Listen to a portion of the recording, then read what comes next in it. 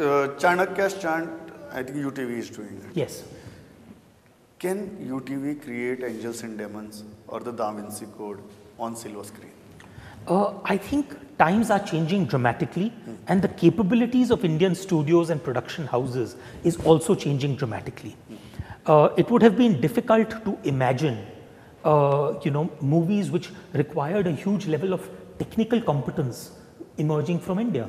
I mean, I know that Ravan didn't do brilliantly at the box office in comparison to what the expectations were.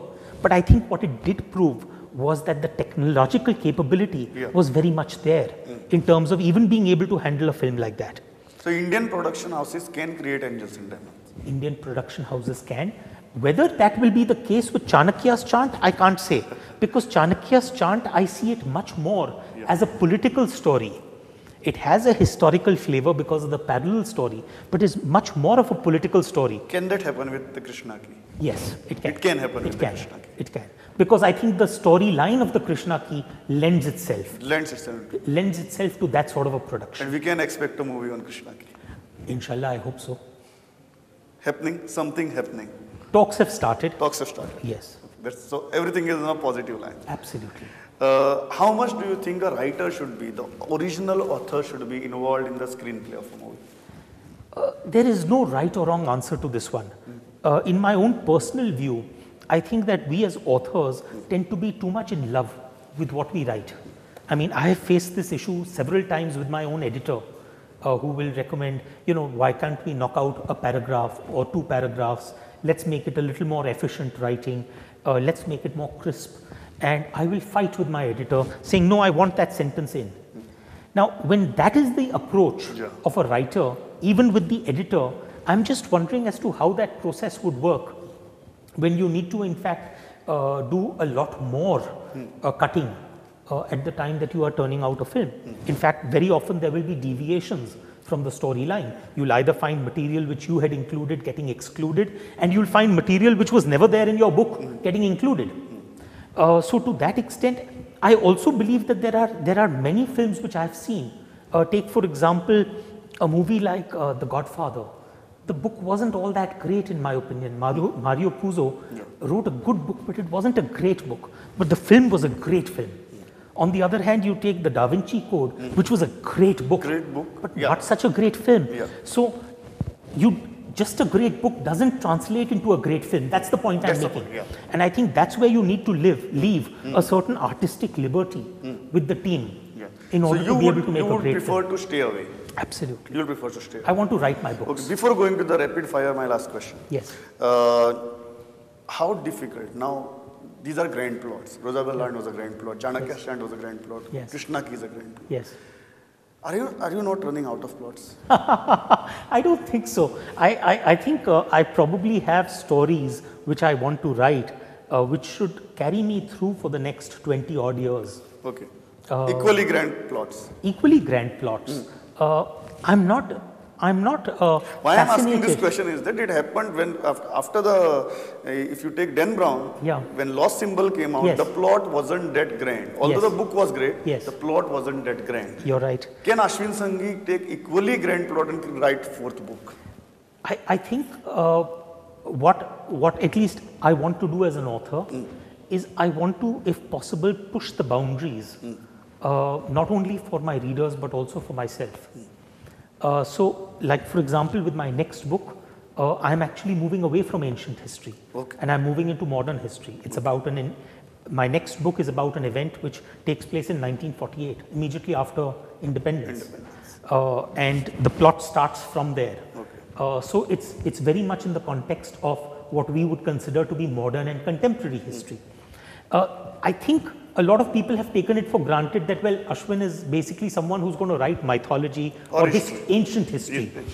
Whereas you want for me, to break that image. And not only that, but for me, it's the story that should excite me to a point.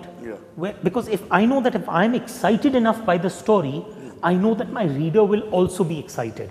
It's not about ancient history, it's not about mythology, it's not about science. So the power of the story. It's the power of the story. Rapid fire, Ashwin, very frankly now. Your favorite Indian author? I would say without doubt Vikram Chandra. Vikram Chandra. Favorite foreign author? I would again say, without doubt, probably Arthur Haley. Arthur Haley. Favorite thriller? Difficult one, but I would say probably the Da Vinci Code. Da Vinci Code. Ashwin's favorite mythological character? Oh, there are so many, but favorite? Krishna. Krishna. Favorite historical character? Again, lots of people contending for that position. Modern history, ancient history. Ancient history. Ancient history, undoubtedly Chanakya. Chanakya. Undoubtedly. Modern history? Modern history, probably I would say that it's a close tie between Shastri and Subhash Chandra Bose. Okay. I would say that these are again characters which fascinate me enough to probably warrant a book at some point of time.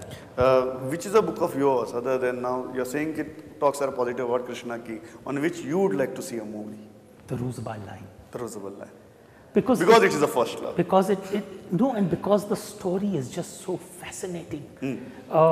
And I remember the amount of time that I eventually spent on researching that story. It was a good 3 years by the time I finished writing that novel. And there isn't a single page in that book that I would write any other way. Even knowing that I wrote certain things in a way that could have been written better. Favorite fiction book? Favorite fiction book just in general? Yeah. Midnight's Children. Midnight's Children. Non-fiction? Probably Roots. Roots. Okay. Last 2 questions. How many books can Ashwin write in his lifetime? Oh. You said 20 years. You have enough. You said you have enough material for next 20 years. How many books in next 20 years? It depends on the number of years that the Almighty plans to leave me on earth. Last. Who is Ashwin's next character? Ashwin's next character, actually the next character is not yet certain because it's not going to be a historic, let me put it this way, it's not going to be a historical or a mythological character which will be a central role, which will play a central role in the book. With all the previous 3 books that has been the case. With my forthcoming book, the central character will be a purely fictional character. A purely fictional character. Absolutely. Not an established character. Not an established character from history or mythology, but what I can tell you is that it will be a business character because this book is all about business. Book is all about business. So business thriller. So the way I think Chanakya was a political thriller, you're going to see an economic financial / business thriller. Business thriller. Great. The last thing, not the least, I have all the 3 books here with me and I want them autographed by you. Of course, it will be my pleasure. Start with the Roosevelt Line. My pleasure. Yeah. The final one. Final one. You are on a very busy and tight schedule. Still, for such a frank interview for all the Goans and on behalf of all the Goans, Ashwin, thanks a lot. It was a pleasure talking. It was a pleasure. I love this city and thank you so much for having me here. Thanks a lot.